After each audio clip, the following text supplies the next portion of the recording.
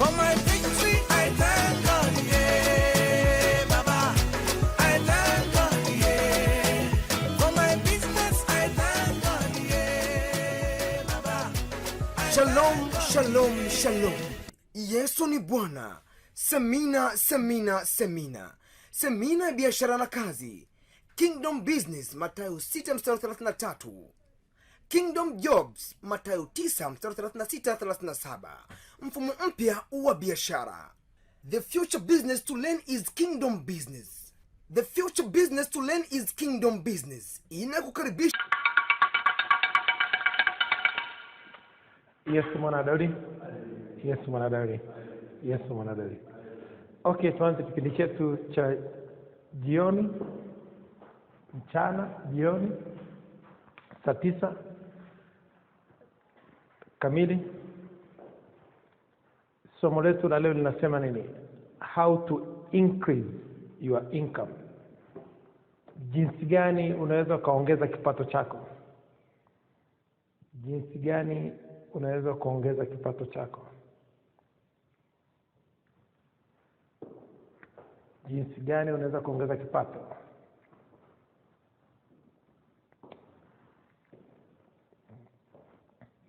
Tunaposema kipato, maana yake ni fedha. Ni fedha. Kipato ni fedha, kwamba ni mshahara, ni faida. Hicho ni kipato. Umetoa muda wako unakuzawadia fedha. Kwa hiyo ni namna gani, jinsi gani unaweza kuongeza kipato? Nataka unisikilize tu kwa makini. Mimi naamini kuna kitu utajifunza. Tunaposema kipato, fedha, ni kutokana na ajira unayofanya au faida utakayopata kwenye biashara yako. Na kuongeza kipato kunatokana na idadi ya watu wengi utakaowahudumia. Inatokana na kiwango cha matatizo mengi ya watu utakaotatua. Ukitatua matatizo mengi unapata fedha nyingi, kipato kinaongezeka. Ukitatua matatizo kidogo unapata kipato kidogo. Na ukitatua tatizo ambalo limeshatatuliwa haupati fedha kabisa. Ina maana gani kusema kutatua tatizo ambalo limeshatatuliwa? Unafungua duka ambalo kuna mtu mwingine ameshafungua kama hilo katika mtaa huo. Utapata hasara. Mwenzako amefungua duka la chakula, anauza vyakula, uza bidhaa. Amefungua duka la bidhaa, uza spare. Amefungua duka la spare, uza nguo. Kwa hiyo usitatue tatizo ambalo limeshatatuliwa kwa sababu unaona yule mtu anafanya vizuri sana na wewe ukataka kufanya kama yeye. Sio rahisi. Kwa hiyo kuna muda aliyotumia yule mtu kutengeneza wateja wake, na kuna tabia ambayo ameshafundisha wateja wake, tabia yake. Kwa hiyo usitatue tatizo ambalo limeshatatuliwa na kufungua biashara kwenye mtaa mmoja.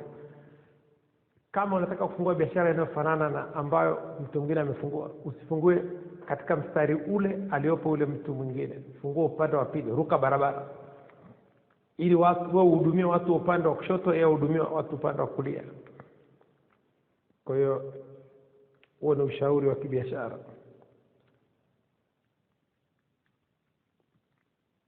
Kitakacho kusaidia kuongeza kipato,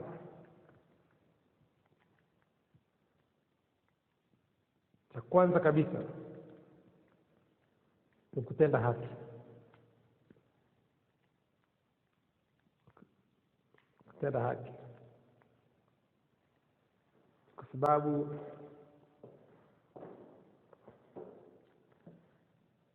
ukitenda haki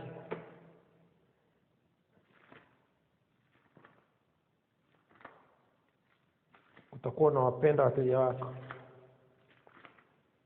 Lakini kama utende haki ina maana upendo wateja wako. Neno la Mungu linasema ni Methali 14:34.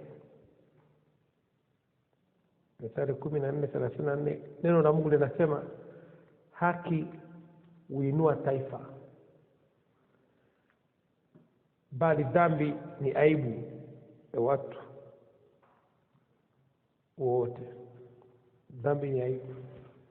Dhambi unafilisika, ukitenda dhambi unafilisika, unatoka ndani ya biashara. Methali 14:34, haki huinua taifa. Haki huinua biashara. Haki huongeza kipato. Haki huongeza kipato. Uaminifu unaongeza kipato. Upendo unaongeza kipato. Maarifa yanaongeza kipato.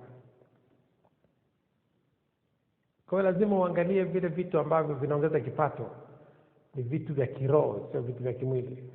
Ni vitu ambavyo vinatoka ndani ya neno la Mungu. Sasa unapokosea tu, usipotenda haki, usipokuwa mwaminifu, usipopenda wateja wako, ukampenda na Mungu, huwezi kuongeza kipato.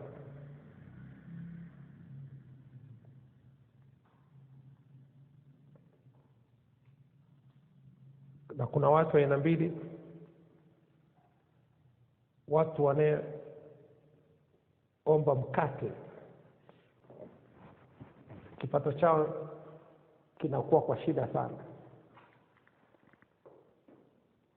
Huyo ni kama mtu aliyeajiriwa, anapata mshahara, anakula uishe, kabla hata mwezi hujaisha ameshamaliza mshahara, alafu anasubiri mwingine. Lakini mtu anayeomba mbegu, muda wote ana chakula kwenye hala lake, ana chakula muda wote. Kwa lazima ujue kwamba kuna makundi mawili ya mapato, huyu ameajiriwa, huyu amejiajiri. Kwa sababu aliyejiajiri kila siku anapokea hela mkononi, kila siku anashika fedha, lakini aliyeajiriwa anashika hela kwa mara moja kwa mwezi. Na kipato kinaongezeka pale unapotenda haki, unapenda watu, unakuwa mwaminifu. Anayeongeza kipato cha mtu ni Mungu. Mungu ndiye anayeongeza kipato cha mtu. Anayemuongezea mtu imani ni Mungu, sio mwanadamu. Huwezi kuongeza imani. Imani ni Mungu anakuongezea. Mungu anapoona unapofanya kazi kwa bidii, anakuongezea imani. Huwezi ukaongeza imani wewe mwenyewe. Anayekuongezea kipato ni Mungu. Kufanya kazi kwa bidii, Mungu anakuongezea kipato. Hebu tuangalie kwenye Luka 17:5. Neno la Mungu linasema ni mitume wakamwambia Bwana, tuongezee imani. Mitume wakamwambia Bwana, tuongezee imani. Mungu anaangalia bidii yako. Anayemnyanyua mtu mmoja na kumshusha mwingine ni Mungu. Anayemuongezea mtu kipato ni Mungu. Mitume wakamwambia Bwana, tuongezee imani. Zaburi ya 75:8, neno la Mungu linasema nini? Zaburi ya 75, tusome mstari wa 7. Neno la Mungu linasema, bali Mungu ndiye ahukumuye, umdhili huyu na kumuinua huyu, umdhili huyu, umshusha huyu na kumuinua huyu. Anayemuongezea mtu kipato ni Mungu. Anayesababisha mtu aongezewe mshahara ni Mungu. Anayesababisha mtu apandishwe cheo, promotion, ni Mungu, sio yule mtu. Wewe unachotakiwa ni kuwa mwaminifu, kufanya kazi kwa bidii, subiri Mungu akupe promotion. Kuwa mwaminifu, tenda haki, Mungu anakupa promotion. Nchi na vyote vijazavyo katika hii dunia ni mali ya Mungu. Kwa hiyo Mungu ndiye anayemnyanyua mtu mmoja na kumshusha mwingine. Kwa hiyo lazima ujue kabisa kwamba ukitaka kuongeza kipato,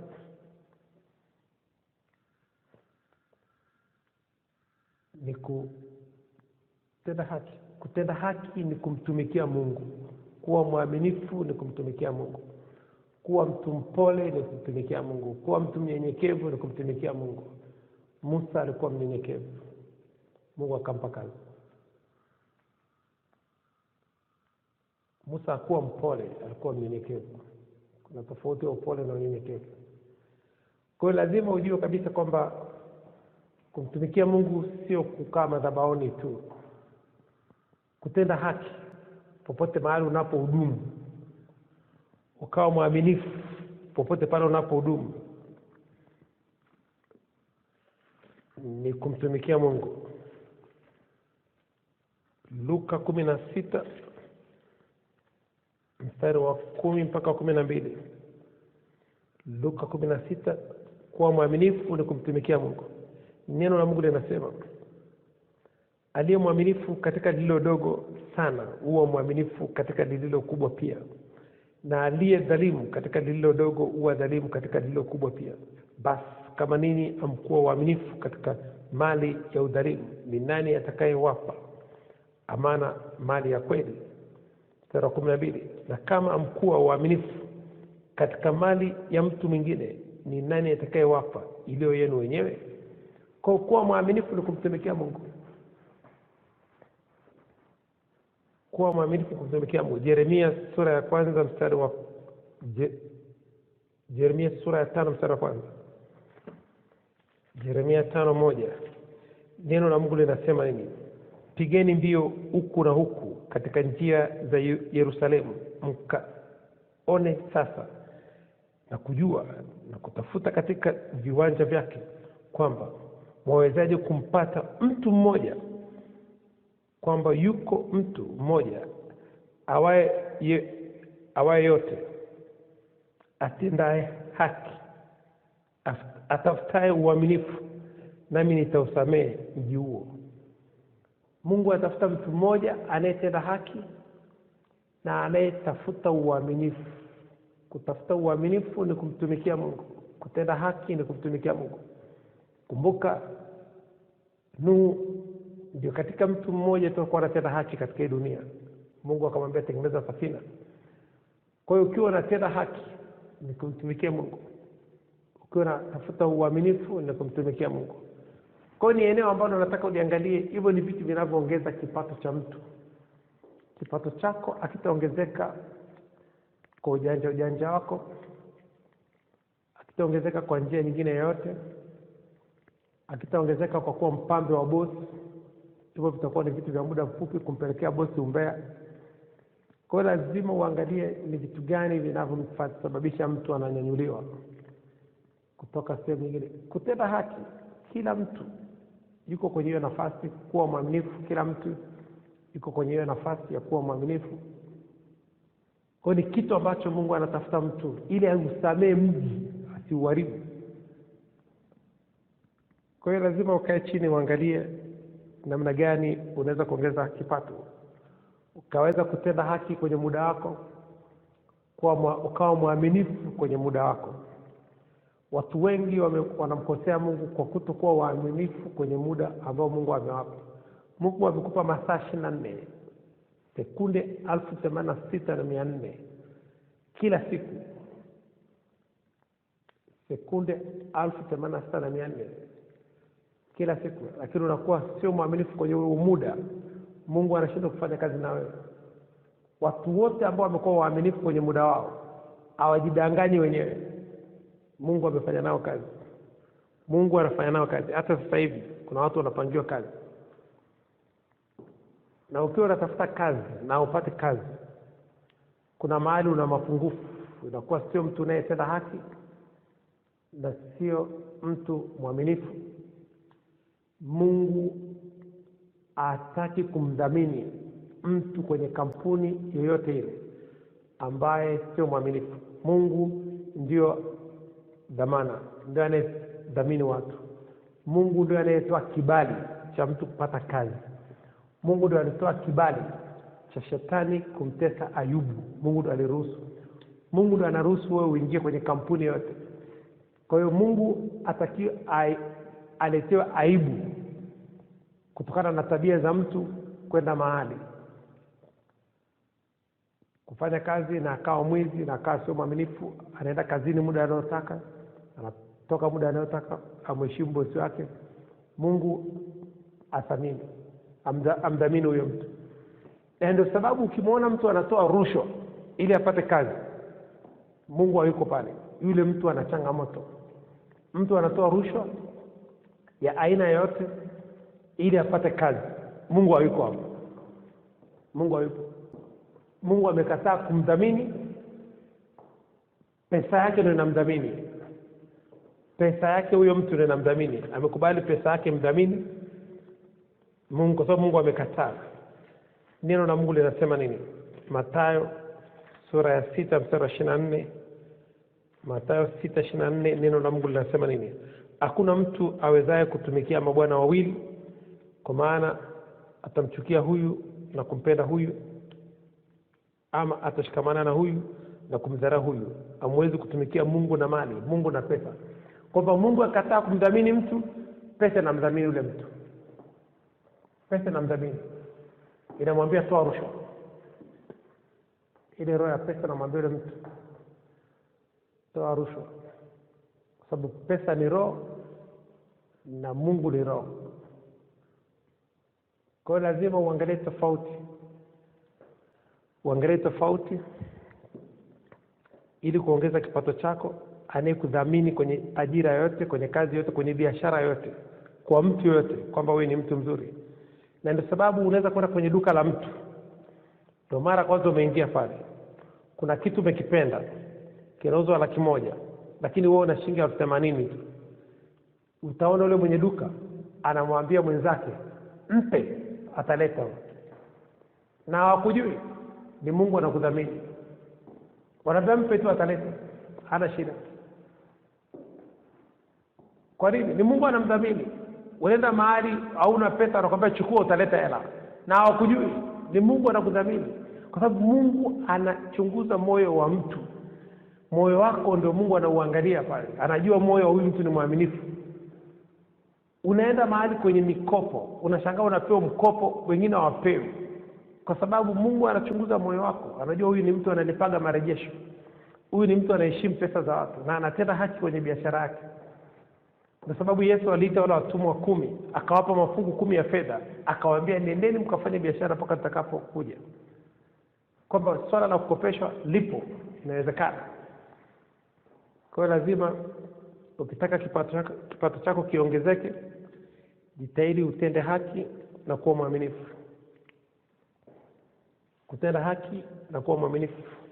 Matendo ya Mitume sura ya 10. Matendo ya Mitume sura ya 10 mstari wa 34 na 35. Matendo ya Mitume sura ya 10 34 na 35. Neno la Mungu linasema nini? Petro akafumbua kinywa chake akasema, hakika natambua ya kuwa Mungu hana upendeleo, bali katika kila taifa mtu amchaye na kutenda haki ukubaliwa na yeye. Mtu amchaye Mwenyezi Mungu na kutenda haki ukubaliwa na yeye. Kumcha Mungu ni kumpenda Mungu, anakubaliwa na yeye. Na kumpenda Mungu na maana wewe ni mwaminifu. Huwezi kumpenda Mungu kama wewe sio mwaminifu. Mwaminifu na muda wako. Mahali moyo wako ulipo ndipo muda wako utakapokuwepo. Ni mwaminifu kwenye muda wako. Kwa hiyo lazima uangalie ni namna gani unapotenda haki. Tunasema kitu namba 1 kinachosababisha kipato cha mtu kikue ni kutenda haki. Kutenda haki ni kuwa mwaminifu, kumpenda Mungu, kuheshimu muda wako, kuheshimu watu wengine, unapenda Mungu na watu. Mungu ndiye anajua moyo wa mtu. Ukiona umeenda mahali umekataliwa, Mungu hayuko nawe au sio kazi yako. Full stop. Kufahamu somo letu la leo linasema nini? Jinsi gani unaweza kuongeza kipato chako? Tumesema njia namba 1 na kutenda haki. Tukaangalia uaminifu, tukaangalia upendo, tukaangalia kuwa mtu mpole, kuwa mtu mwema.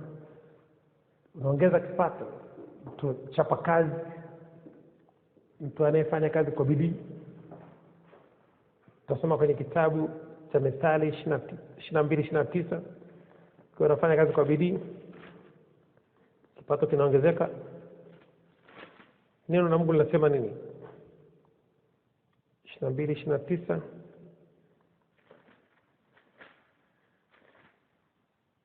Neno la Mungu linasema, je, wamuona mtu mwenye bidii katika kazi yake? Huyo asimama mbele ya wafalme, hata simama mbele ya watu wasio na cheo. Atakapoketi kwa chakula pamoja na watawala na mtawala, mwangalieni sana yeye aliye mbele yako. Mwangalieni sana yeye aliye mbele yako. Mtu mwenye bidii. Kwa hiyo lazima uangalie, kuna watu wanafanya kazi ngumu sana, lakini maisha yao ni magumu vile vile kama kazi zao. Ni kwa nini? Ni kwa sababu wamekosa uaminifu, wamekosa kutenda kazi, kutenda haki. Kuna tatizo ambalo wanalo, inabidi kurudi nyuma, kujicheki. Ni kwa nini kazi kama hii imefanya kwa muda mrefu, kipato kidogo, kazi ni ngumu, miaka mingi? Kuna mahali unakosea, kwa sababu mtu anafikia mahali anaanza kuiba muda wa tajiri, anaiba vitu vya kampuni, anachukua rushwa, anasema uongo, anadhulumu watu wengine, hapendi watu wengine, na hamchi Mungu. Unaacho kuteseka, uteseke mpaka upate akili ya kujiuliza, kwa nini nafanya kazi ngumu namna hii lakini maisha yanazidi kuwa magumu na kipato ni kidogo. Kipato hakiongezeki kwa sababu unakuta kuna vitu vinavyosababisha kipato kiongezeke. Kwa fahamu, tutamshukuru Mungu kwa dakika chache, kwa dakika moja, alafu tuendelee na somo letu. Baba Jehova, katika jina la uweza la Yesu Kristo wa Nazareth. Baba Jehova, katika jina la uweza la Yesu Kristo wa Nazareth. Baba Jehova, katika jina la uweza la Yesu Kristo wa Nazareth. Mtakatifu Mungu wa Bwana wetu Yesu Kristo, Baba mtukufu, Mungu wa Abraham, Isaka na Yakobo, Mungu wa wanafunzi wote wa Kingdom Business Clubship duniani. Baba Jehova, tunasema asante. Mungu wa kila mtu mwenye pumzi, kila mtu mwenye mwili, na msifu Bwana katika jina la uweza la Yesu Kristo Nazareth. Roho Mtakatifu, tunasema asante kwa majira ya saa 9. Tunayafurahia na kuyashangilia katika jina la uweza la Yesu Kristo Nazareth. Tunabariki majira ya saa 9 na kuyatakasa kwa damu ya Yesu Kristo Nazareth. Tunabariki majira ya saa 9 na nuru ya Kristo, afya ya Kristo, utajiri wa Kristo. Tunabariki majira ya saa 9 na hekima ya Kristo, fahamu ya Kristo, maarifa ya Kristo. Tunabariki majira ya saa 9 na mafunuo ya Kristo, ujuzi wa Kristo, ubunifu wa Kristo. Tunabariki majira ya saa 9 na upendo wa Kristo, amani ya Kristo, imani ya Kristo, matumaini ya Kristo, furaha ya Kristo, uaminifu wa Kristo, katika jina la uweza la Yesu Kristo Nazareth. Roho Mtakatifu, tunasema asante. Tunafungua malango saa 9 kwa damu ya Yesu Kristo Nazareth. Tunafungua malango ya kujifunza, malango ya akili ya Kristo, fahamu ya Kristo, malango ya afya ya Kristo, nguvu za Kristo. Tunafungua malango ya spidi ya Kristo, ya kufikiri, ya kutafakari neno la Kristo, kusoma neno la Kristo, kusikiliza neno la Kristo, kuandika neno la Kristo, katika jina la uweza la Yesu Kristo Nazareth. Roho Mtakatifu, tunakuja mbele yako, tunasema asante. Roho Mtakatifu, tunakuomba utusamee maovu yetu yote, utuponye na magonjwa yetu yote kwa damu ya Yesu Kristo Nazareth, tunaomba msalabani, kwa maana fadhili za Kristo ni za milele, katika jina la uweza la Yesu Kristo Nazareth. Roho Mtakatifu, tunakuja mbele yako, tunasema asante. Tunakaribisha katika majira ya saa 9, uwe mwalimu wetu, tufundishe njia zako, tuonyeshe njia zako. Karibu Roho Mtakatifu, katika jina la uweza la Yesu Kristo tumeomba na kushukuru. Haleluya, amen. Tuendelee na somo letu, jinsi gani unaweza kuongeza kipato chako. Tumeangalia njia ya kwanza ni kutenda haki. Tumesoma baadhi ya mistari, inasema haki huinua taifa, haki huinua biashara. Ukiangalia Mchina alipokuja Afrika, Mchina alikuja na kitu kimoja tu, finishing. Amekuja na finishing. Anatumia simenti ya kwako, matofali ya kwako, nondo za kwako, mchanga wa kwako, kila yeye anahakikisha kwamba kazi inakuwa na muonekano mzuri tangia mwanzo wa kazi mpaka mwisho wa kazi. Ukiangalia Wahindi wanakuja na nini? Wahindi wameingia Tanzania na uaminifu. Uaminifu wamekuwa matajiri. Ukiangalia Waarabu walikuja Tanzania na kutenda haki. Waarabu walikuja hapa na kutenda haki, wamekuwa matajiri. Wanatenda haki, wamekuwa matajiri. Sasa ukijaribu kuangalia, Mkenya amekuja Tanzania na muda, anatumia muda vizuri kufanya kazi. Mkenya amekuja Tanzania na muda. Ukiangalia mzungu anakuja Afrika na upendo. Mzungu anakuja Afrika na upendo, anakuja kusaidia. Sasa lazima ujiulize, wewe umebeba nini? Ni kitu gani ambacho kitasababisha kikuletee fedha, kikuongezee kipato? Kuna kitu kimoja tu. Kama nilivyokupa mfano, China amekuja hapa na finishing, umaliziaji wa kazi yake ni mzuri, kazi yake ina muonekano mzuri. Nimekuambia Mwarabu amekuja hapa na haki, kuja anatenda haki, anafanya biashara, anatenda haki kwenye biashara yake, kipato kinaongezeka. Tukaangalia Wahindi wamekuja hapa Afrika na uaminifu, kipato kinaongezeka. Tukaangalia Wakenya wanakuja Tanzania na muda, wanajaribu kutumia muda wao vizuri, kipato kinaongezeka, wanafanya kazi kwa bidii. Sasa lazima uangalie, wazungu wanakuja Afrika na pendo, wanakuja kusaidia, wanataka wanasaidia na wenyewe wapate faida, kipato kiongezeke. Mtu alikuja na wazo la kutoa kwanza ndio aweze kupokea, lazima kipato kiongezeke. Sasa wewe kwenye biashara yako una kitu gani? Ukiwa kama Mtanzania una kitu gani ambacho kitakusababisha kipato chako kiongezeke? Lazima ujiulize, kuna uaminifu, unatenda haki, una upendo. Lazima ujiulize ni kitu gani ambacho kitakachosababisha uweze kutenda haki,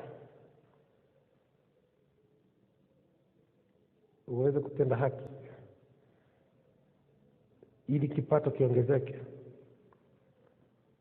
Kwa hiyo tunajaribu kuangalia kipato kinaongezeka kwa kitu kidogo ambacho ni Suleiman. Kilichoongeza kipato cha Suleiman ni hekima. Hekima inaongeza kipato cha Suleiman. Mungu alimpa hekima.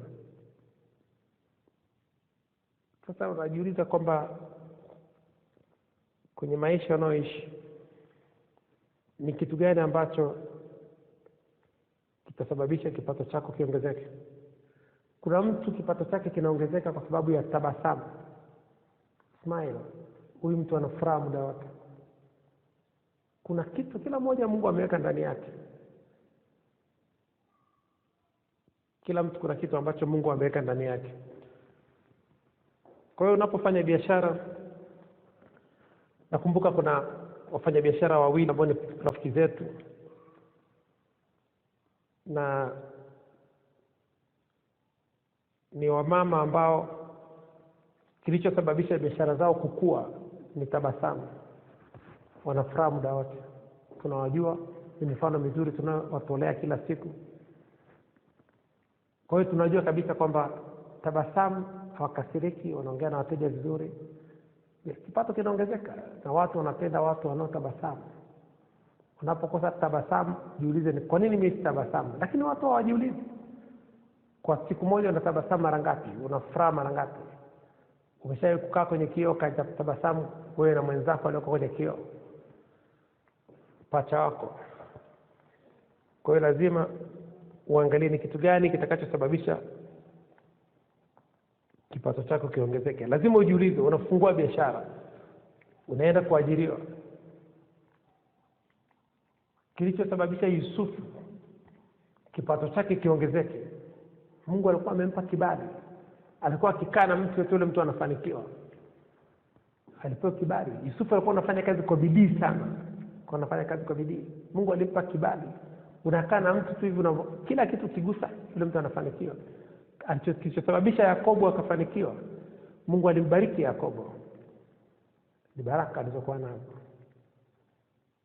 Yakobo amebarikiwa, amekaa kwa Laban akafanikiwa kwa sababu ya Yakobo. Lazima ujiulize kwamba ukikaa na mtu yote ukaa naye, yule mtu anafanikiwa. Kuna eneo lolote yule mtu anafanikiwa. Ukitaka kujua una baraka, angalia yule mtu unayekaa naye. Anafanikiwa, ni bosi wako, anafanikiwa. Tunaposema kufanikiwa ni maeneo mengi sana. Watu wanajua eneo moja tu.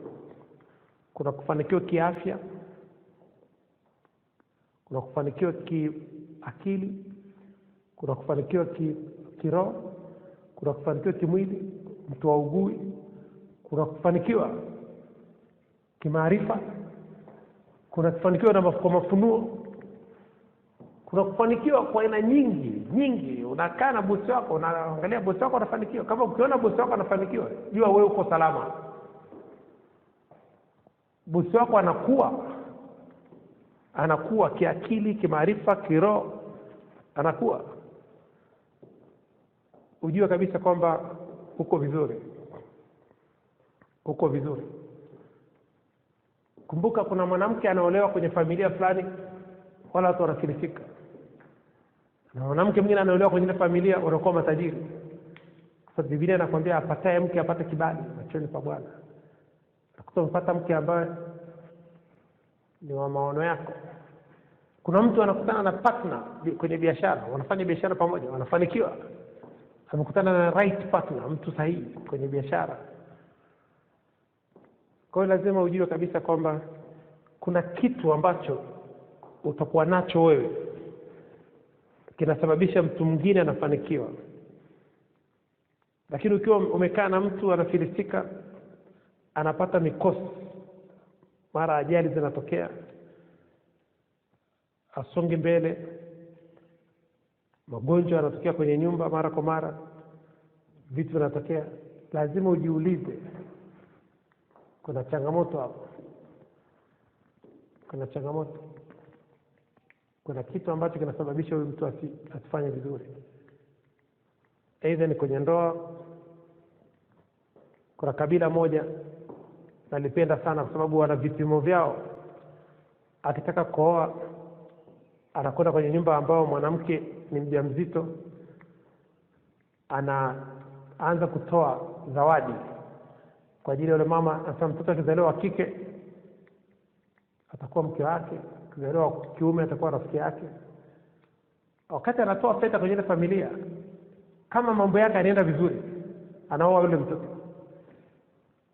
Ile ndo kabila peke yake nikitaka kuoa inasubiri mtoto azaliwe. Wengine wote tunaoa wameshazaliwa. Ni kabila peke yake wanasubiri mtoto azaliwe, wakati tunajua kabisa mke unayemtaka wewe ameshazaliwa. Lakini wao wanasema sisi mke wetu anazaliwa na tunampima tangia akiwa tumboni.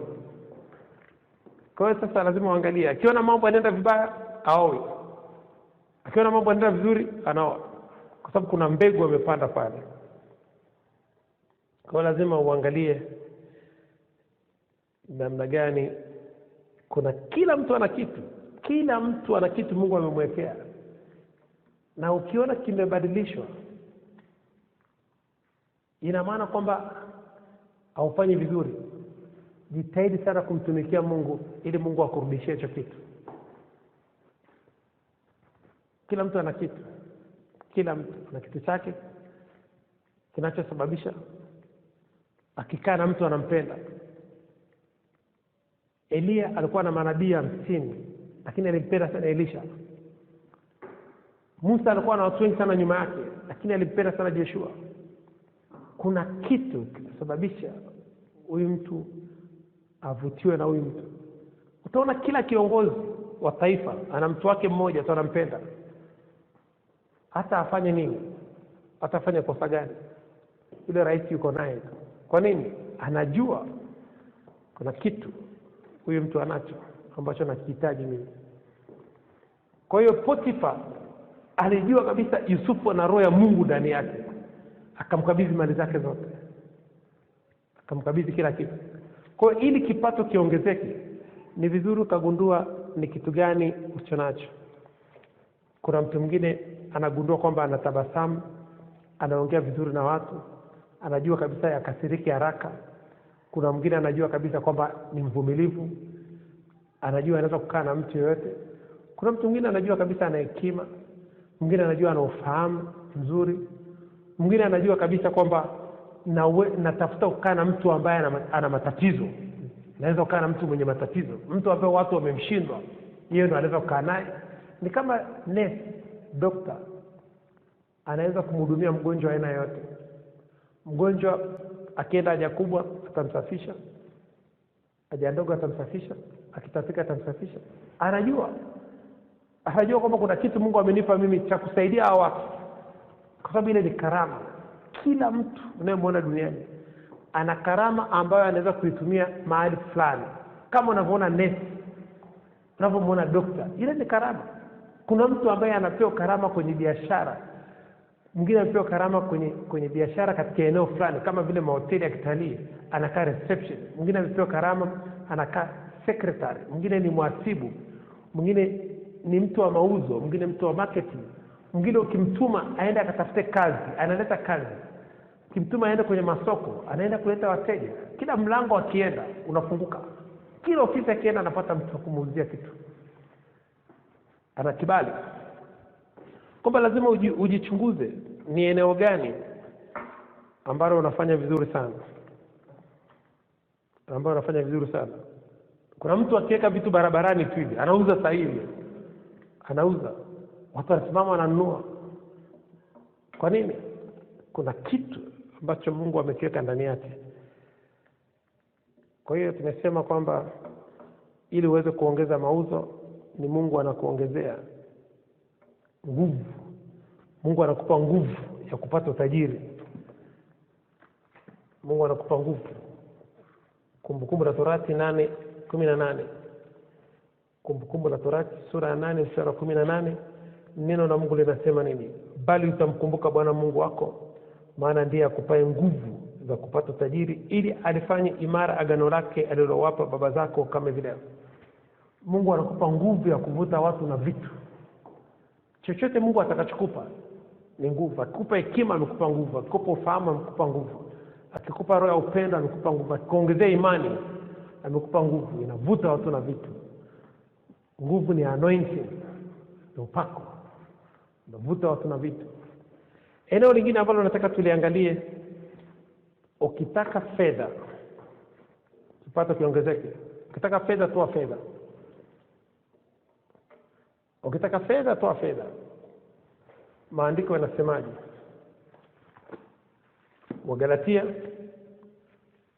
Wagalatia sura ya 6 mstari wa 7, neno la Mungu linasema nini? Wagalatia 6:7, neno la Mungu linasema, usidanganyike, Mungu adhihakiwi, kwa kuwa chochote apandacho mtu ndicho atakachovuna. Ukipanda mahindi utavuna mahindi, ukipanda maharage utavuna maharage, ukipanda mpunga utavuna mpunga. Kwamba ukitoa pesa utapata pesa, ukitoa viatu utapewa viatu. Kwa hiyo sasa usijichanganye. Ukiwa unataka pesa, toa pesa. Kwa mfano, una shida ya fedha, unaenda kumuona baba yako, mama yako, babu yako, mpe fedha. Simpe sukari. Mpe fedha, atajua ataenda kununua sukari mwenyewe. Utapata fedha. Kama una shida ya sukari, peleka sukari. Kama unataka upewe mkate, uletewe mkate na mtu mwingine, mnunulie babu yako mkate mpelekee. Kwamba swala ni kwamba ni wewe kujua kwamba unataka kuongeza kipato kwa staili gani. Watu wengi sana wananunulia watu vitu, kumbe alafu anategemea kwamba Mungu atampa fedha. Sasa unakuta uwezi kupata fedha, utaletewa vitu. Kitu kile kile ulichotoa ndicho utakacholetewa. Lakini unataka kuongeza kipato, toa fedha cash. Ndio sababu kodi ya serikali inachukua hela cash, haichukui mali ya mtu. Haikwambii nipe blue band. Sasa tunataka cash. Kile utakachotoa, ukitoa gari utapewa gari. Ile mbegu uliyopanda ndio utakayovuna. Huwezi panda miogo ukavuna mahindi. Kwa hiyo lazima ulijue hilo. Ukitaka kuongeza kipato, uwe na mfuko, foundation, mfuko wa kusaidia watu ili upate kipato. Yaani watu wote ambao wana kipato kikubwa duniani, huu ni mfumo ambao hata kama umtumikie Mungu unafanya kazi. Hata kama umtumikie Mungu unafanya kazi. Kwa nini? Mvua ikinyesha, Wakristo wanalima, Waislamu wanalima, wapagani wanalima, kila mtu analima na wote wanapata, kwa sababu kuna mbegu wameweka kwenye ardhi. Ardhi haiangalii mbegu ni ya nani. Ardhi inachujua kwamba umeweka mbegu chini, umemwagia maji, mvua imenyesha, ardhi inakupa mazao. Ni kama gari. Gari iliangaliwa ni mwanamke au ni mwanaume au ni mtoto. Ukiweza kuweka gia tu linaondoka. Na ardhi ni hivyo. Ukiweka kitu kwenye ardhi katika taratibu zinazotakiwa, mbolea, kila kitu, mwagia maji, ardhi inakupa. Haiangalii mtu anamcha Mungu au amchi Mungu. Ardhi inakupa. Hilo ndio agano la Mungu na ardhi, kwamba ukifanya kazi kwa jasho utapata. Sio kwamba ukimwabudu Mungu. Unaambiwa kufanya kazi kwa jasho, kwa sababu kazi ni sehemu ya ibada. Kazi ni sehemu ya ibada. Kama ukifanya kazi kwa nguvu kama Adamu alivyoambiwa, utakula kwa jasho. Ukiamua kula kwa jasho, unapata. Kwa hiyo lazima ujue kazi ni sehemu ya ibada. Sasa ndio sababu kuna wale wanaoenda kanisani muda wote na wafanyi kazi na wapati hela.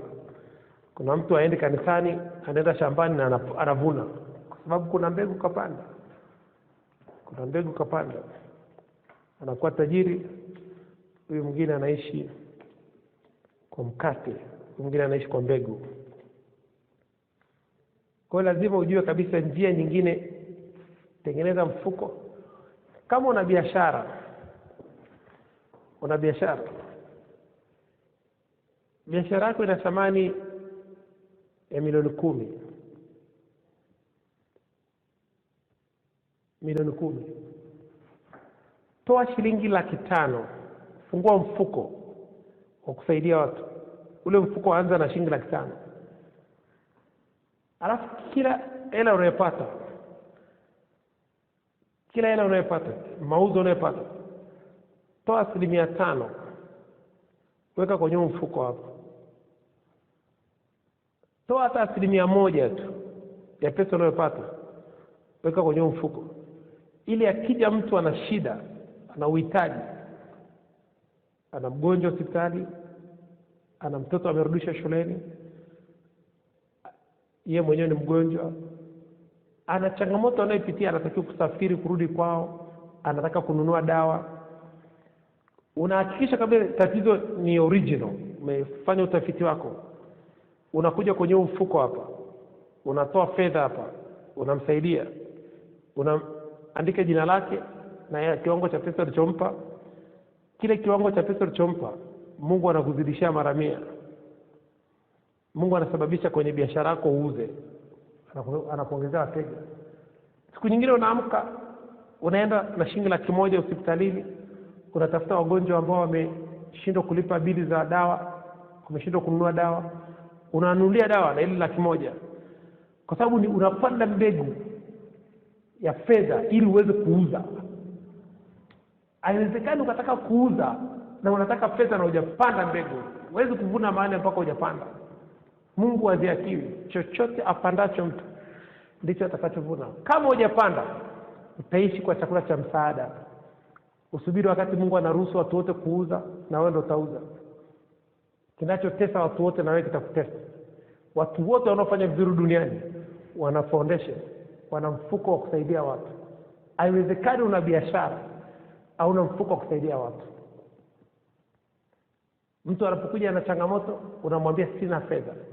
Ni kwa sababu watu wangu wanaangamizwa kwa kukosa maarifa. Lazima ufungue mfuko una duka lako la thamani ya milioni 10, fungua mfuko wa kusaidia watu wa shilingi 500,000. Roho haitakuuma kutoa ile pesa.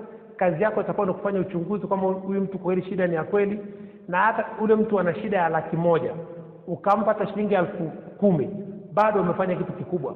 Kuna kitu umemsaidia kwenye maisha yake. Umempa hata nauli ya kuzunguka kwenda kwa watu wengine, ile ni nauli umempa.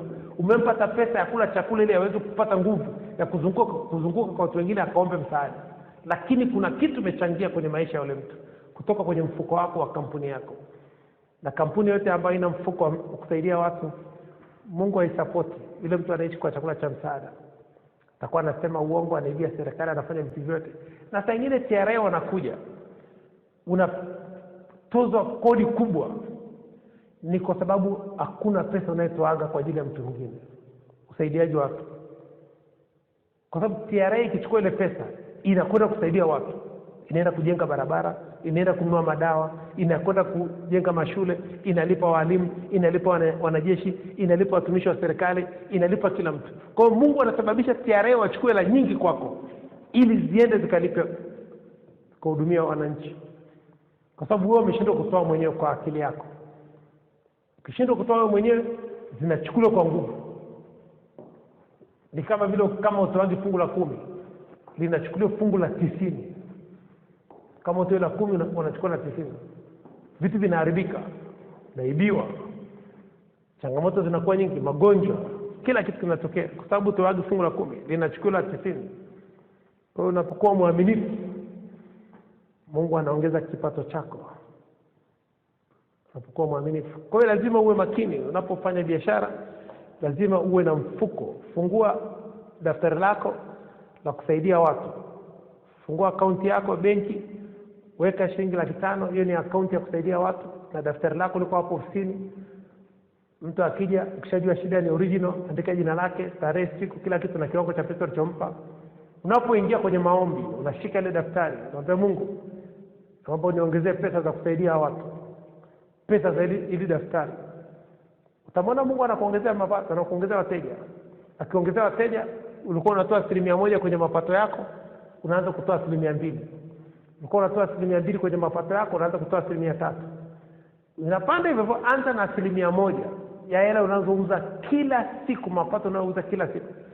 1% ni hela kidogo sana. 1% ni hela kidogo sana. Kwa hiyo unatoa 1%, unamwambia Mungu, kiingia kwenye maombi, unamwambia Mungu niongezee mapato, niongezee kipato cha kuongeza kwenye ile daftari, niweze kusaidia watu wengi. Mungu anakuongezea wateja.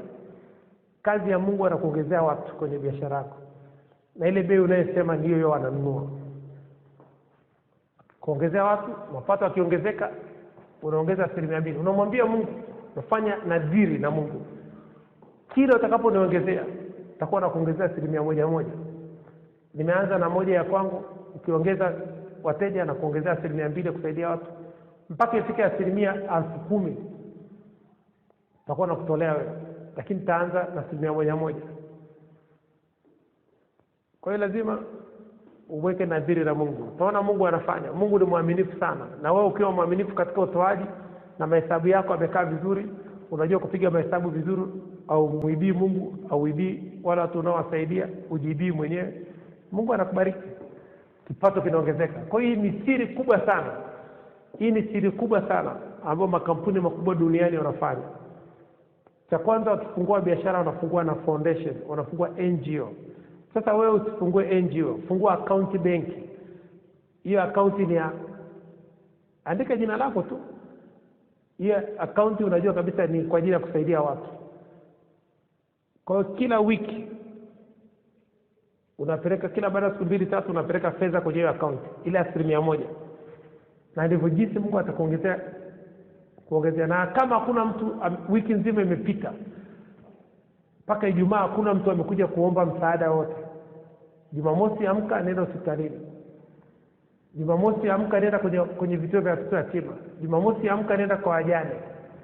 Nenda katoe shilingi 10,000, 30, 40 kutokana na kiwango ambacho umejisikia kutoa kwa siku hiyo.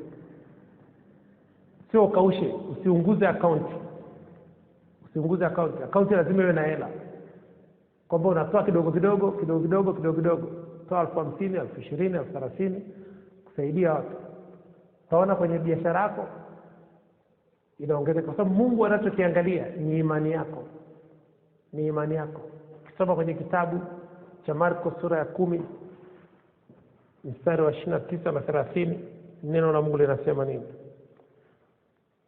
Marko 10:29 na 30, neno la Mungu linasema, Yesu akasema, amin amin nawaambieni, hakuna mtu aliyeacha nyumba au ndugu au wake au ndugu au mama au baba, watoto na mashamba kwa ajili yangu na kwa ajili ya Injili, ila atapewa mara 100 sasa wakati huu nyumba na ndugu waume na ndugu wake na mama na watoto na mashamba pamoja na udhia. Udhia maana yake utakuwa tajiri sana, watakuita Freemason. Katika ulimwengu ujao uzima wa milele. Sasa ukiweza kufanya kitu kwa ajili ya Mungu, kwa ajili ya Yesu, kwa ajili ya Yesu ni kwa ajili ya watu, kwa ajili ya Injili ni kwa ajili ya neno la Mungu kusongesha mbele ufalme wa Mungu, kwa ajili ya watu. Na usichague watu wa kuwasaidia. Usichague dhehebu kwamba huyu mtu na dhehebu fulani. Hapana. Anapokuja mtu yote kwenye biashara yako ana changamoto, msaidie. Ndio Mungu amemtuma huyo mtu. Na utaona ukifungua huo mfuko wa kusaidia watu, Mungu ataanza kutuma watu waje pale kuja kwa msaada, kwa sababu hizo hela sio za kwako, ni za Mungu. Na ukiona Mungu anaanza kutuma watu kuja kwako, jua Mungu ameanza kufanya kazi na wewe. Ukishafungua hiyo account ukamwambia Mungu, hii ni ya kwako ya kusaidia watu kwa sababu ya biashara hii, utaona Mungu anatuma watu watakuja kuomba msaada. Na walikuwa hawaji watu, kulikuwa kuna mtu anapita kwenye duka lako anaomba msaada, utaona watu wanakuja. Na wakija wasaidie, ni Mungu amewaambia kuna hela zake hapo. Watu wake. Kwa fahamu utaona imani inafanya kazi. Na wale watu wakija ukiwasaidia, utaona mauzo yanaongezeka, biashara inaongezeka. Lakini umekaa tangia asubuhi, siku ya kwanza, siku ya 5, siku 6 zote, Jumatatu mpaka Jumamosi, hakuna mtu amepita kwenye duka lako, ni changamoto. Mimi nawapenda sana Waislamu. Kwa nini? Siku ya Ijumaa ukienda msikitini utakuta kuna watu pale nje wanasubiri kusaidiwa. Lakini ukienda kanisani siku ya Jumapili utakuta watu nje ya kanisa wanasubiri kusaidiwa. Ni kwa nini? Inamaanisha Wakristo watoane. Kwa sababu Mungu anajua kabisa hawa watu wameingia msikitini, wamekuja pia kwa ajili ya ibada, na wakitoka nje watamwangalia mhitaji yote, watamsaidia. Wamekuja na hela ya kusaidia watu wahitaji. Kwa sababu Mungu anawaambia wale watu wenye uhitaji, nendeni pale msikitini. Kuna watu wana hela mfukoni, nimeshawatuma pale, watawasaidia. Na kweli wanasaidiwa, wanaondoka. Na kanisani kulikuwa kuna utaratibu kama huo. Mungu angeliwaambia watu nendeni pale kanisani, ibada ya kwanza ikitoka kuna watu wana hela mfukoni, watawasaidia. Mkono mtupu au lambu. Kwamba lazima ujue kabisa mahali penye kitu utaona watu. Wanakwambia mahali kuna mzoga utaona ndege. Kwa sababu kuna mzoga, kuna ndege hawezi kwenda mahali ambapo hakuna mzoga. Wanaitwa ndege gani wale? Vulture. Kiswahili ni kunguru. Kunguru. Unaona? Sasa kwa sababu anajua kuna mzoga mahali. Sasa Mungu hawezi kupeleka mtu mahali ambapo hakuna kitu kinatolewa. Kwa sababu unaambiwa fuata asali ule, fuata nyuki ule nini? Asali. Kwa sababu mahali kuna nyuki kuna asali. Sasa na wewe ukifungua huu mfuko, utaona Mungu anatuma watu waje pale. Anatuma watu waje pale, anawaambia kuna hela yangu iko pale, na hii account unajua ni ya Mungu, sio ya kwako. Hela yote inaingia hapo ni kwa ajili ya watu. Kwa sababu utasema uongo sina hela, au utakaa useme uongo. Mtu anakuja na shida ya milioni na kwenye account yako kuna 500,000, unamwambia mimi nakupa 100,000. Hiyo nyingine nenda kwa watu wengine, hii account siwezi kuunguza hii account. Nitakupa hela yote sasa hivi, na kuna mtu atakuja kesho hapa anataka msaada. Mimi msaada wangu naweza kukupa 50,000. Unamtolea 50,000, anaondoka. Mungu analeta wateja. Mungu anakuza ile account. Unapokuwa mwaminifu katika kutoa, Mungu anakuletea wateja ili akuze ile akaunti yake. Mungu ataleta watu pale kwa sababu ya biashara yako. Ataleta watu kwa sababu ya akaunti yake. Sababu kuna watu wake wanasaidiwa kwenye biashara yako. Ukiwa na ufahamu huo, utaona biashara yako inaenda vizuri. Leo watu wanaenda kwa Bill Gates. Hata wamjui Bill Gates, wanaandika mabarua kila siku proposal kuomba hela. Wametokea wapi? Mungu amemwambia jamaa anagawa hela. Nenda kwa Baresa. Utakuta watu wamejaa mlangoni kila siku. Wanahitaji msaada. Yanachukuliwa majina yao na shida zao na kiwango wanachohitaji, inaingizwa ofisini.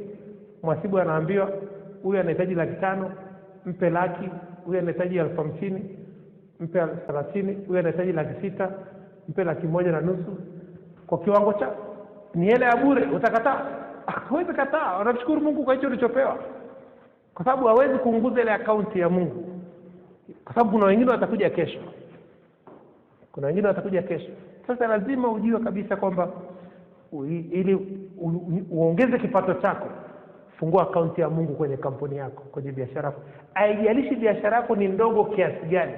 Hata kama biashara ni ndogo kiasi gani, fungua akaunti ya shilingi 10,000. Wape watu 500 hata 100. Akaunti ya shilingi 10,000. Nenda pale Equity Bank, fungua akaunti ya 10,000. Kila unapopata mauzo, utaona Mungu anakuongezea. Na anza na akaunti kidogo. Utaona Mungu anakuongezea wateja, ili wewe ukuze ile akaunti yake. Mungu anachokiangalia ni ile akaunti yake. Na kama Mungu anaangalia akaunti yake, na ulishamwambia nitakupa 100%. Kumbuka, Mungu anakuambia yeye atafanya kazi ya 100%. Anakuambia mpe 10%, 90 baki nazo. Hiyo 100%. Anakuambia, Mungu anachoangalia pale ni imani yako, sio pesa. Utakuwa mwaminifu.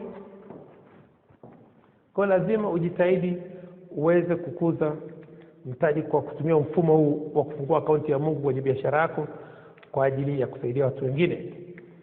Mpende Mungu na upende watu. Mpende Bwana Mungu wako kwa akili yako yote, kwa moyo wako wote, kwa nafsi yako yote, kwa akili yako yote, na umpende jirani yako kama unavyoipenda nafsi yako. Kupenda Mungu na kupenda watu. Ukiweza kutumia mfumo huu, kampuni yako itakuwa kwa kasi, especially kwenye kipindi cha corona. Biashara nyingi zinakwenda chini. Njia gani utatumia kwa ajili ya matangazo? Ni kusaidia watu. Hiyo ndio njia pekee yake ambayo malaika, ukimtumikia Mungu unatumikiwa na malaika. Ukitumikia pesa utatumikiwa na watu. Na ukitumikiwa na malaika ndio wanajua wateja. Malaika kazi yao wanaleta wateja kwenye biashara yako. Kwa sababu unamtumikia Mungu kupitia akaunti ambayo umefungua kusaidia watu. Kutumikia Mungu sio kama madhabahuni tu, sio kuhubiri injili tu. Kutenda haki, kuwa mwaminifu, kusaidia watu. Ni kumtumikia Mungu. Kwa sababu kila kitu unachokiona duniani ni mtumishi wa Mungu. Bado dakika 2 tumalize. Kwa hiyo lazima ujitahidi uweze kufungua hiyo akaunti ili uweze kuongeza kipato. Kwa sababu unajiuliza kwenye hii biashara yako ni kitu gani cha Mungu unachokifanya kila siku ambacho ni cha Mungu, ambacho kitasababisha wewe mkumbuke Mungu. Ile 100% inakusababisha mkumbuke Mungu. Kwa mfano sisi huwa tunamshukuru Mungu kila baada ya dakika 60. Ile inapofika dakika 59 tu inasababisha sisi tumkumbuke Mungu, na ndicho kitu Mungu anachokipenda. Mungu anakuambia sababisha mtu aseme asante Mungu. Na mtu unapompa fedha yako, mfundishe. Mwambie nikikupa pesa yako hapa, mshukuru Mungu hapa. Unamfundisha kabisa, sema asante Mungu. Mshukuru Mungu. Usinishukuru mimi, mshukuru Mungu. Kwa sababu ya akaunti sio kwangu, ni ya Mungu. Unamfundisha, akishachukua anamshukuru Mungu pale, anaondoka. Ataje neno Mungu tu. Napenda sana Waislamu wanasema ukipita mahali barabarani, ukimwona mtu anahubiri, akitaja neno Mungu, simama usikilize.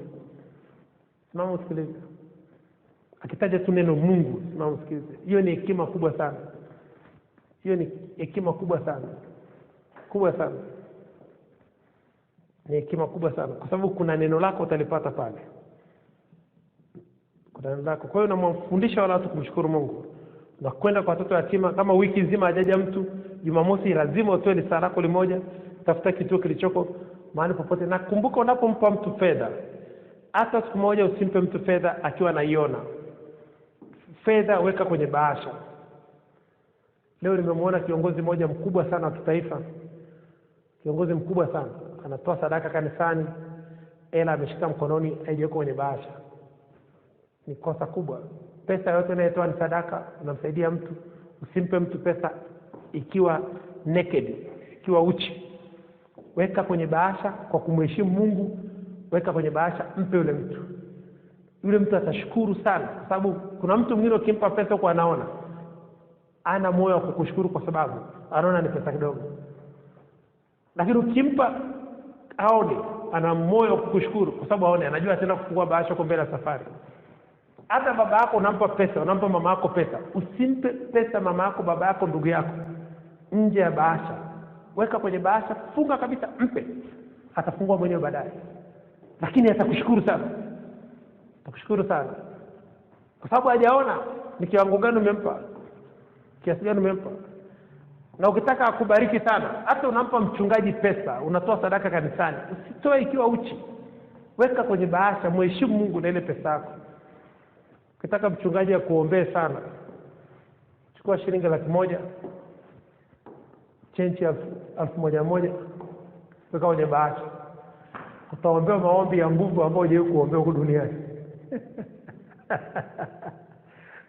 Utaombewa, mchungaji atapiga. Hata kama ni shilingi 10,000, nenda ka chenchi 1,000, iwe imevimba kidogo. Utapewa maombi kutoka kwenye moyo wake. Hiyo ndio style inatakiwa. Kila mmoja awe na techniques, mbinu za kuombewa kweli kweli. Ni kuchange ile pesa tu, inakuwa nyingi na vimba. Ni kama kumpa mtu mchele na kumpa mtu wali. Wali umeshavimba tayari. Kwa hiyo ni techniques tu za kiimani, lazima ufanye hivyo. Naweka na change zinakuja zikiwa nyingi kwenye bahasha, anaweza kukuombea vizuri sana au kubarikiwa mara nyingi. Saa 10 kamili muda wetu umeisha. Kwa hiyo somo letu la leo lilikuwa linasema nini? Jinsi gani ya kuongeza kipato. Tumejaribu kuangalia maeneo ya kuongeza kipato: kutenda haki, kuwa mwaminifu, kumcha Mungu. Tukaangalia eneo la kufungua akaunti ya Mungu kwenye biashara yako. Haijalishi biashara yako ndogo kiasi gani, kufungua akaunti kwenye benki ya Equity unafungua bure.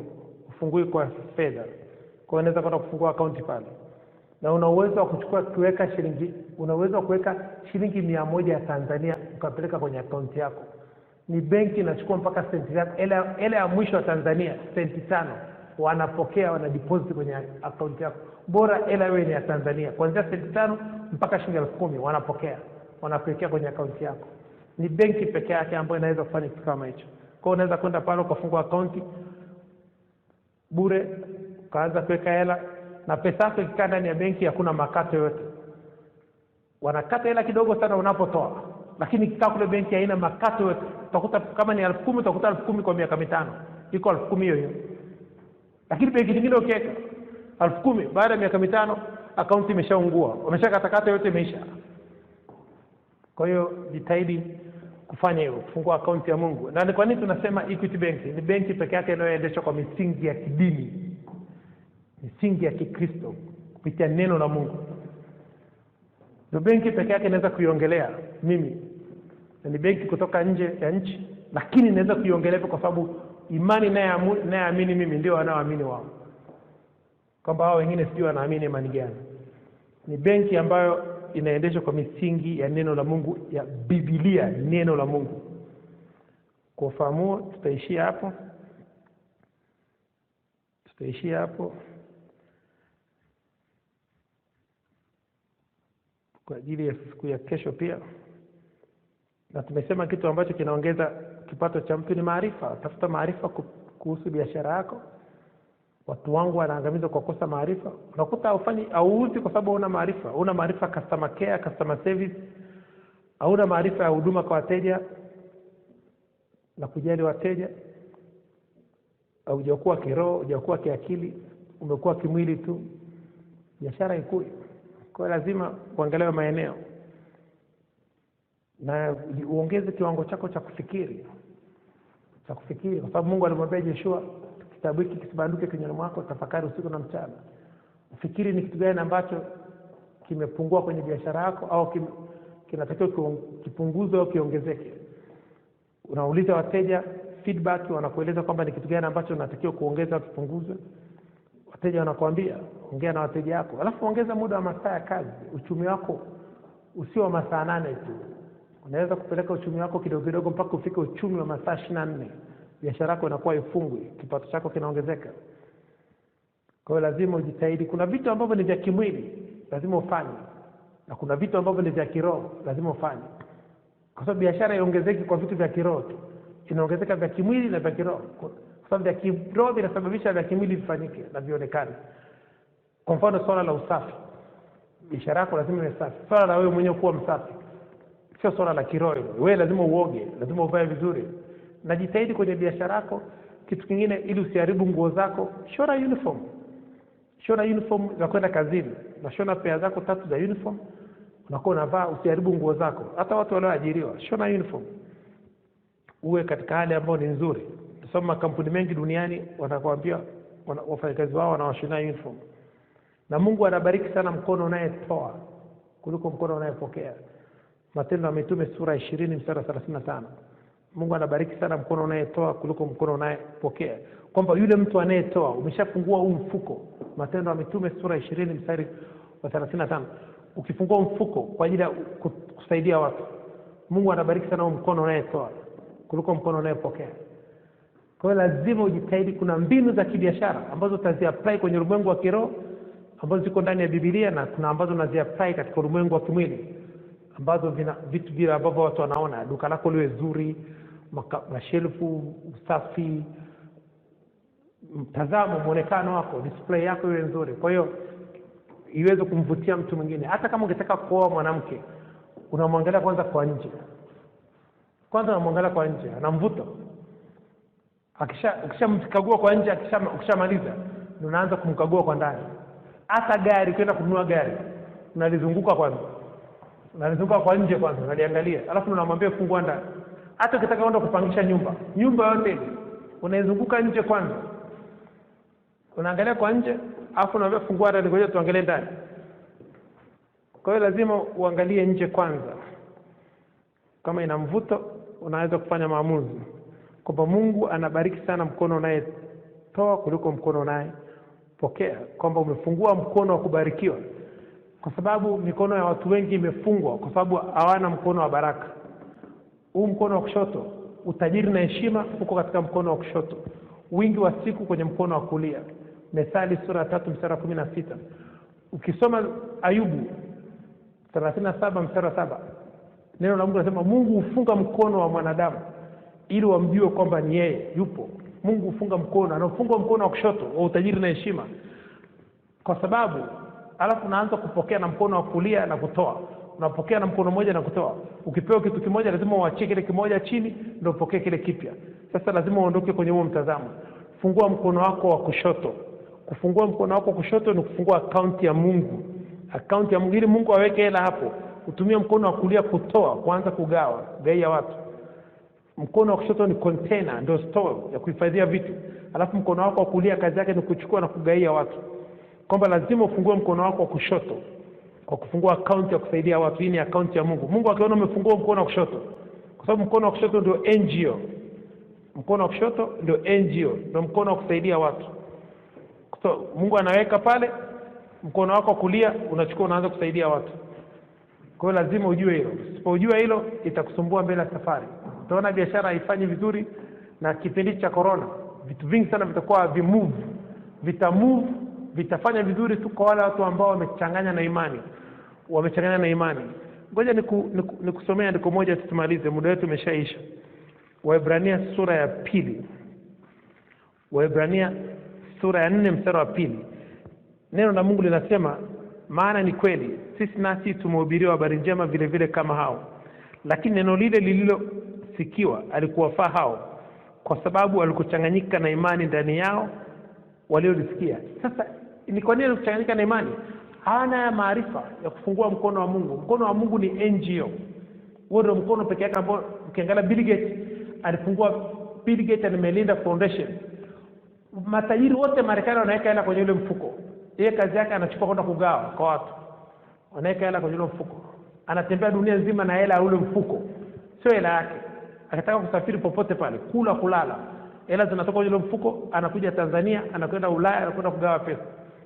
Kwamba lazima ujitahidi ufungue mkono wa Mungu. Huo tunaita mkono wa Mungu. Huo ndio mkono ambao Mungu ameufunga ili mumjue. Sasa hivi unapokea kwa mkono mmoja na kutoa kwa mkono mmoja. Kwa hiyo ukipewa kitu kimoja unabidi uachie kile kingine chini kianguke ndio upokee kile kipya. Ni kama kiwanja cha mpira. Unacheza michezo yote, akiote majani. Unakuta unaishi kwa kung'ang'ana. Kwa hiyo lazima uondoke kwenye maisha. Fungua mkono wa Mungu, ndio kufungua akaunti ya Mungu, foundation, mfuko wa kusaidia watu ili Mungu aweke hela zake hapo na akubariki kwenye biashara yako. Bill Gates Mungu anabariki sana kwenye biashara yake kwa sababu kafungua mfuko, alafu anasaidia watu na Mungu anasababisha biashara yake inachanua na anatoa pesa kwenye biashara yake anaingiza huko. 10% anaingiza kwenye mfuko. Wewe anza na 1%. Kila afungua na kutokana kama akaunti yako na duka lako la thamani ya milioni 10, fungua na 500,000. Kama duka lako la thamani ya milioni 5, fungua na 100,000 au 250,000. Kiwango chochote utakachofungua nacho akaunti, lakini hakikisha kila siku unapofanya mauzo, kila siku weka 1%. 1%. 1%.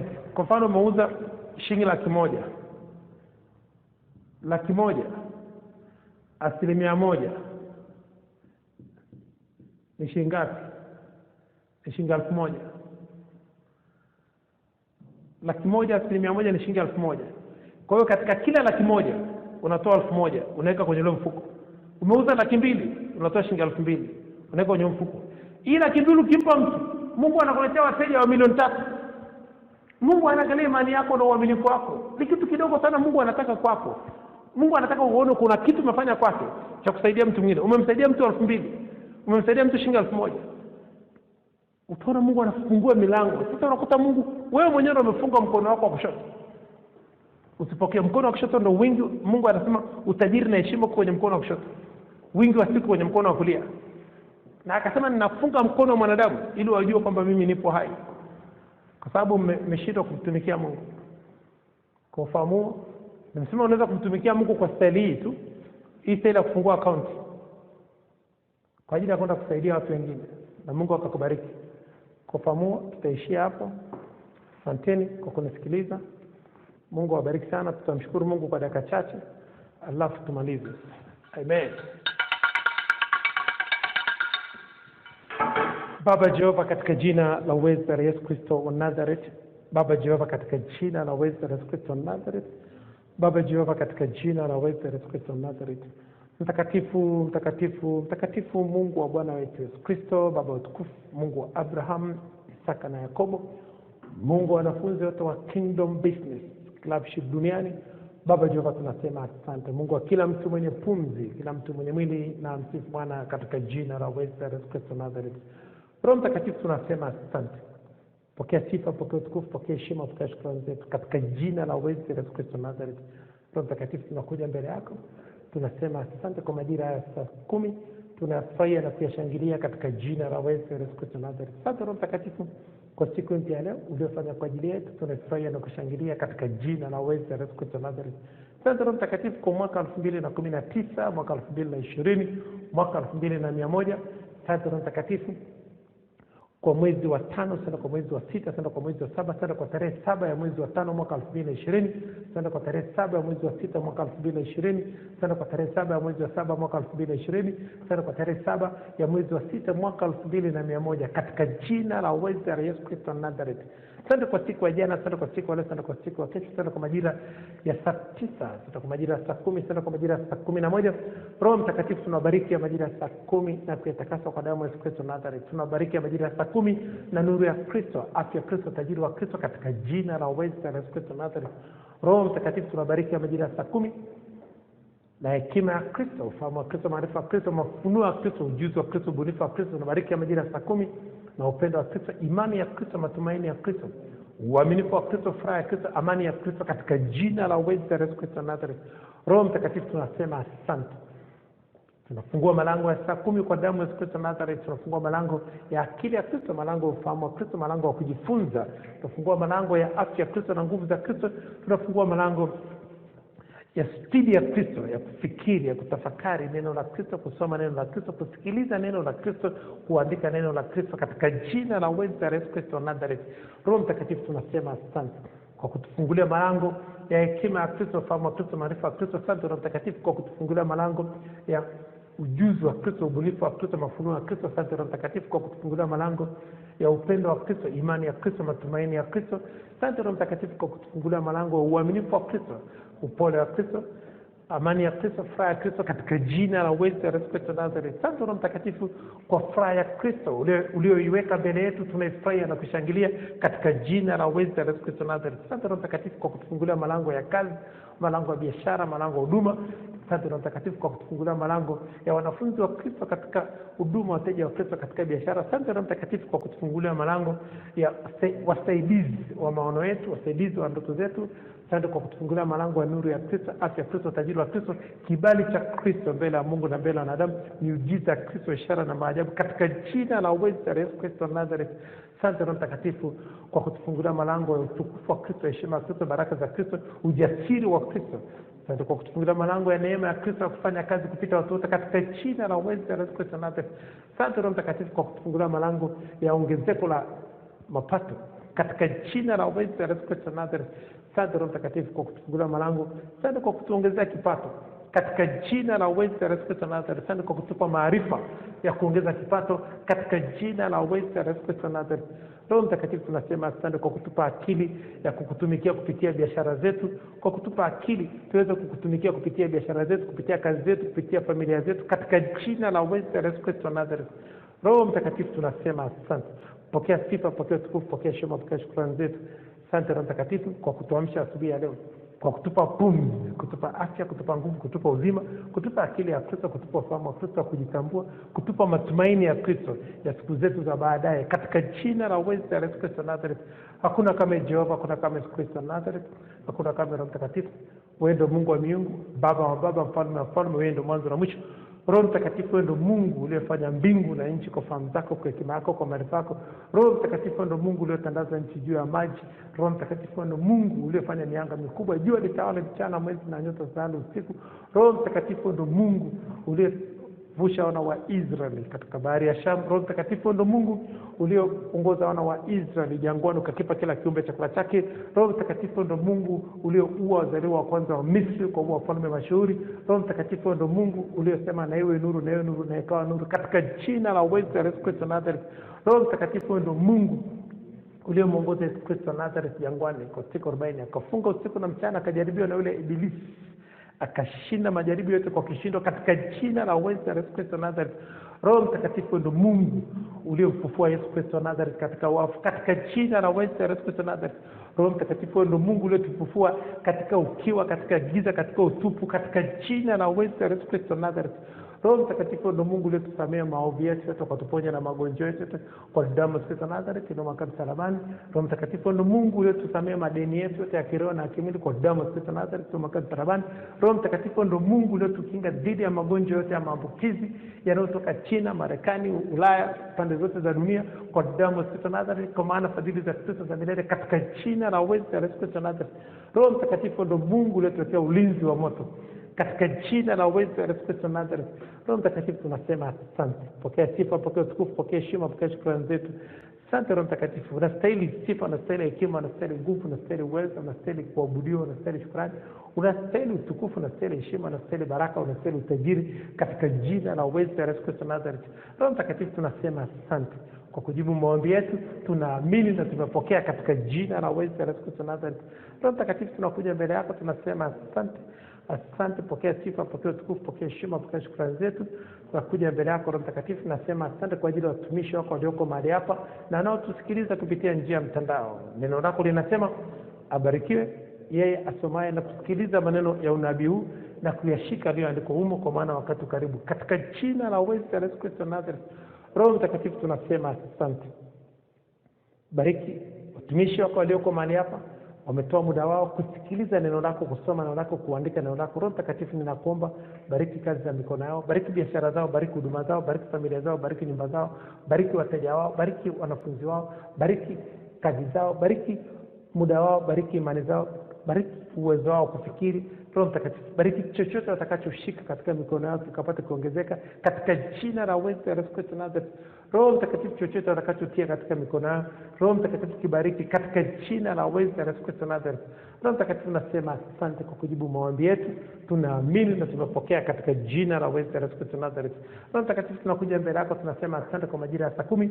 Tunawakaribisha uwe mwalimu wetu katika vipindi vinavyoendelea, utufundishe njia zako, utuoneshe njia zako, utupe akili ya Kristo tupate ufahamu wa Kristo, utupe akili ya Kristo tupate akili ya Kristo ya kutafuta kwanza ufalme wa Mungu na haki yake, na mengine yote tutazidishiwa. Tupe akili ya Kristo tupate akili ya Kristo ya kukomboa wakati, kwa maana zamani hizi ni za uovu. Tupe akili ya Kristo tupate akili ya Kristo ya kufungua akaunti kwa ajili ya kusaidia watu katika jina la Yesu Kristo Nazareth. Tupe akili ya Kristo tupate neema ya Kristo ya kumtumikia Mungu, kufanya kazi ya Yesu, kazi ya Adam na kazi ya Injili katika jina la Yesu Kristo Nazareth. Roho Mtakatifu, tunasema asante. Pokea sifa, pokea utukufu, pokea heshima, pokea shukrani zetu. Asante Roho Mtakatifu kwa kujibu maombi yetu, tunaamini na tumepokea katika jina la Yesu Kristo Nazareth. Roho Mtakatifu, tunakukaribisha katika majira ya saa 10 katika vipindi vinavyoendelea. Uwe mwalimu wetu, fundishe njia zako, tuonyeshe njia zako. Karibu Roho Mtakatifu, katika jina la Yesu Kristo Nazareth tunaomba na kushukuru. Haleluya, amen. Tutaenda kwenye sala ya toba dakika moja. Tutasema Yesu mwana Daudi mara 3. Nikisema jina langu bila mwisho unasema jina lako. Turudia maneno. Yesu mwana Daudi, Yesu mwana Daudi, Yesu mwana Daudi. Mimi bila mwisho naomba nirehemu, naomba nirehemu, naomba nirehemu. Unisamehe makosa yangu yote, unisamehe dhambi zangu zote, unisamehe maovu yangu yote, uniponye na magonjwa yangu, unisafishe kwa damu yako takatifu. Kuanzia leo ninakiri nimekuwa kiumbe kipya, kana imepita. Futa jina langu kwenye kitabu cha mauti, andika jina langu kwenye kitabu cha uzima. Asante Mungu kwa kunipenda. Asante Yesu Kristo Nazareth kwa kuniokoa. Asante Roho Mtakatifu kwa kunifundisha. Asante malaika wa Mungu kwa kunilinda, katika jina la Yesu Kristo wa Nazareth. Haleluya, amen. Tarudia maneno nikisema jina langu bila mwisho unasema jina lako. Hakika miujiza ya Kristo, ishara na maajabu itanifuata mimi bila mwisho siku zote za maisha yangu, na nitakaa nyumbani mwa Bwana milele na milele. Haleluya, amen. Tajirika na muda, tumia muda kibiashara. Asanteni, Mungu awabariki sana. For my victory, I thank God, yeah, Baba. I thank God, yeah. For my business, I thank God, yeah, Baba. I thank God, yeah. For my wifey, I thank God, yeah, Baba. I thank God, yeah. For my baby, I thank God, yeah, Baba. I thank God, yeah. I remember before, people they ask me who are you. I remember before, people they ask me where are you. But today, brother, them people they ask me how are you.